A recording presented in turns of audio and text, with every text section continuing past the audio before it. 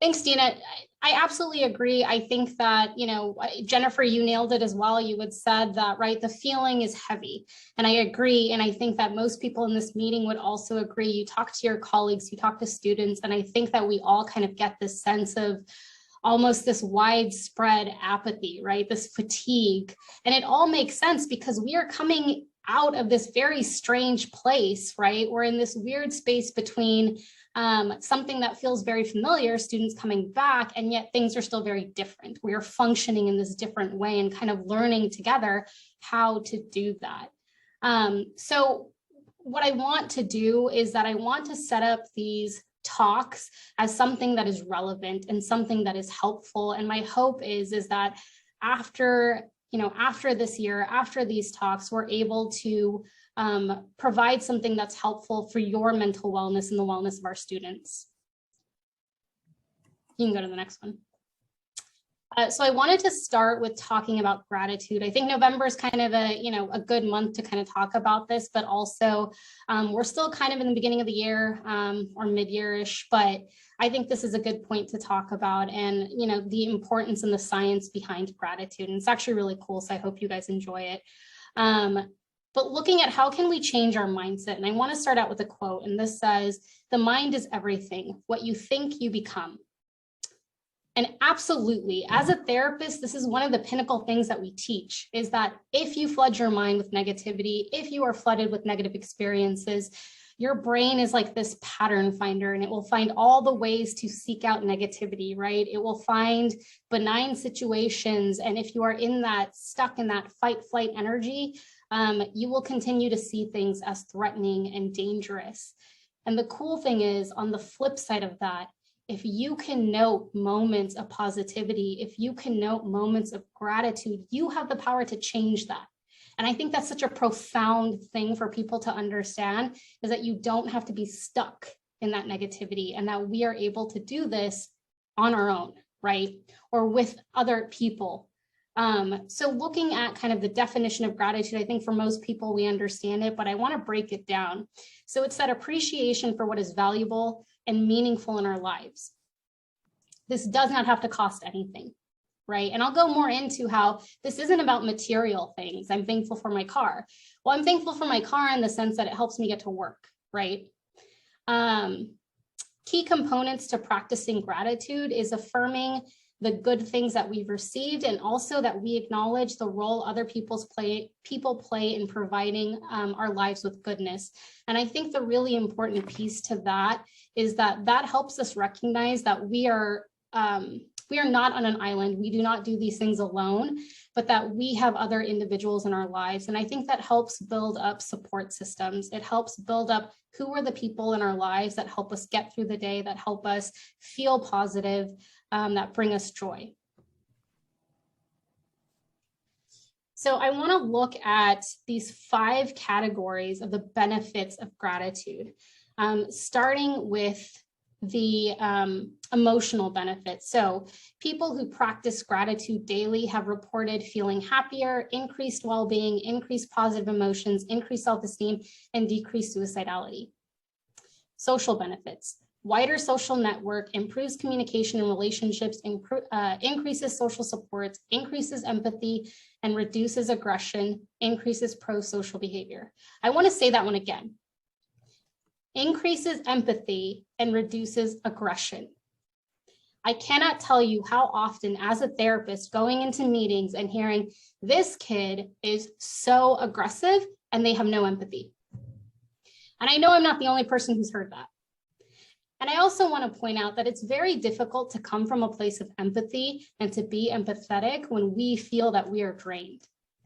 So by practicing this skill, we can increase our empathy, reduce that aggression. We can be more optimistic. We can increase our mental strength and increase our resiliency.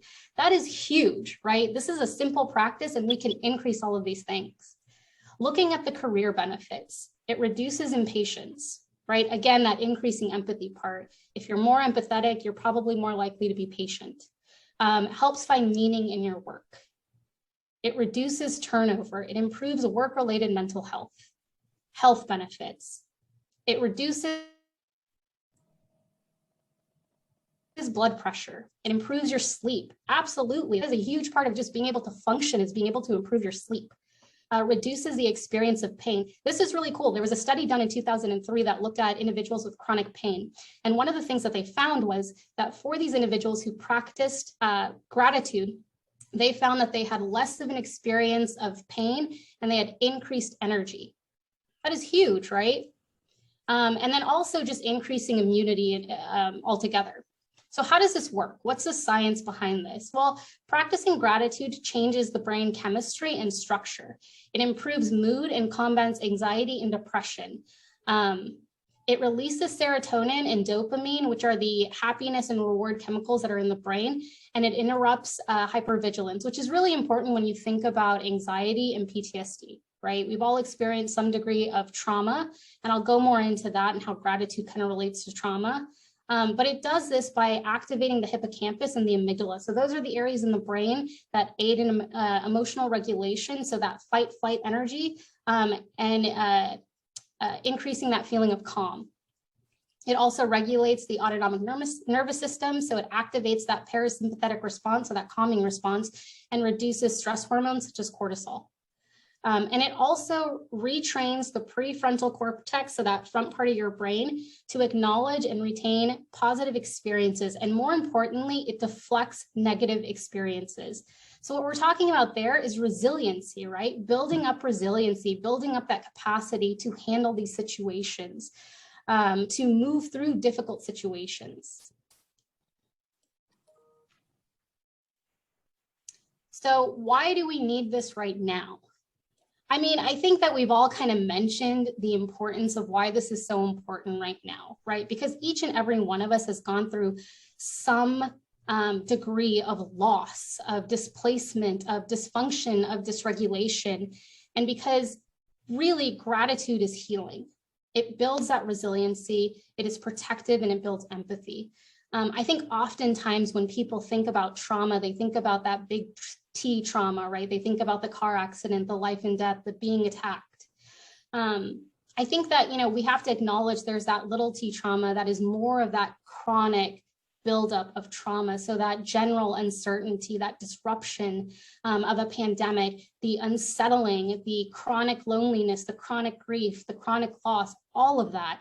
All of us have experienced some degree of that disruption to our routines even, right? So really looking at how can we manage those feelings and those experiences through the practice of gratitude. And there's a lot of science and research to really back the benefits of practicing gratitude. And, another thing, if we can go back to the previous slide. Hang on a second. Sorry, Josie. Oh, you're okay. There you go. Thank you. Thank you. The other thing that I wanted to mention was that, as we are moving forward, one of the things that I wanted to point out is that, the body has a really difficult time knowing the difference between past trauma and current trauma. And so what we might experience right now is that some of our past trauma is boiling up to the surface and mixing with some of our current trauma. So again, we might be in a state that we're kind of stuck in this really chaotic fight-flight energy. So again, looking at how can we incorporate gratitude practices. And I want to note one more study that in 2019, there was a study of 42 cancer patients who practiced daily gratitude. And what they reported was higher self-esteem, optimism, acceptance of their illness, social supports, compared to people who are already using another type of intervention.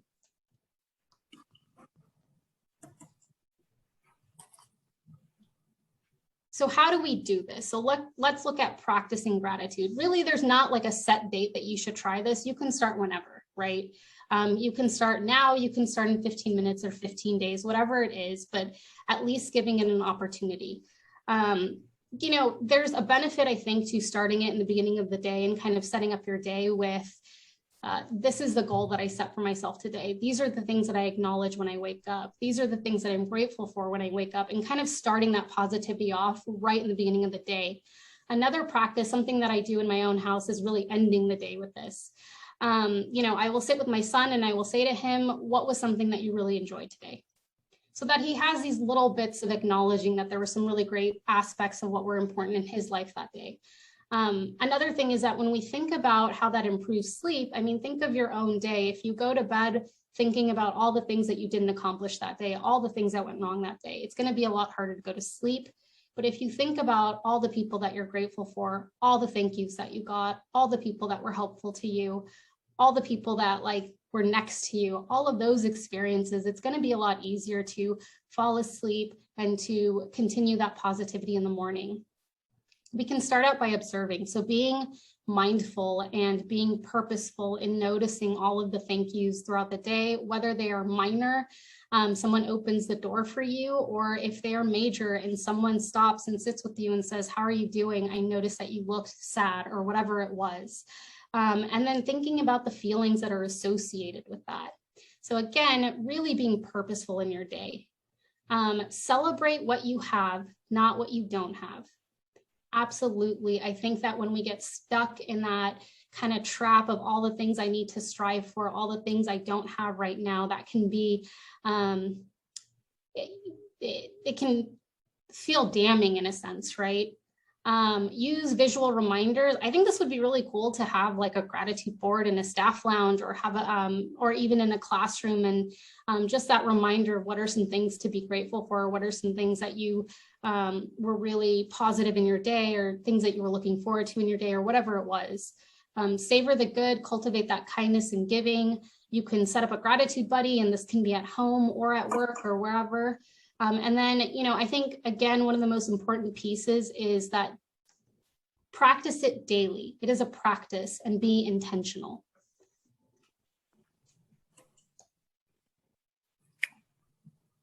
So I have a few examples here of something that I think can be helpful.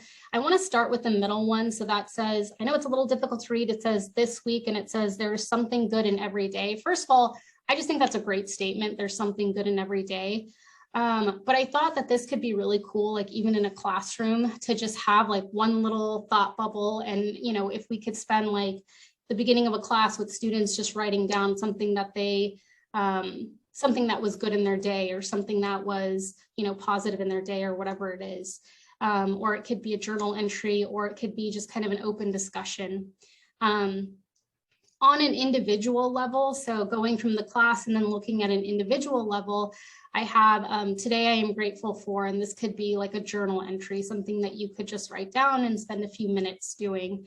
And then on more of like a staff level, this is something that I actually practiced a few years back. I was at a site, it was a super intensive site, super small, and this is something that we did at my site. It was, you know, the shape of a mascot, and it was like a little card box that had like a little cut that people could insert these little printable shout outs, and it was just as is, shout out for, and then from. And at our staff meetings, the administrator would pull out, you know, a shout out and read it, and then you would get a gift card. Not that I don't appreciate it, but I absolutely, I can't remember how often I won a gift card. I can't remember the price on the gift card. I can't remember what I bought. But I can tell you exactly where I have those shout outs. And I can tell you that when I read them and when I go back and when I look at them, the feeling that I get is this intense appreciation for that. Because what I know is someone saw what I was doing and it mattered, and they were there with me. And so I think that's a huge piece to remember, is that this does not have to cost anything, but to be able to say to someone that you are valuable today, that is huge.